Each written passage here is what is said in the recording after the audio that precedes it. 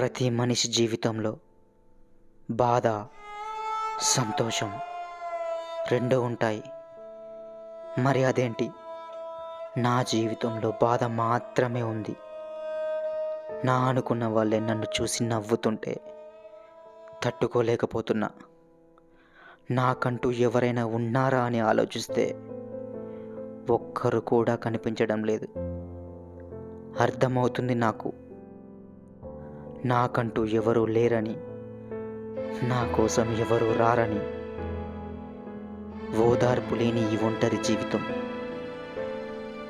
ఎంతకాలమో తెలియడం లేదు.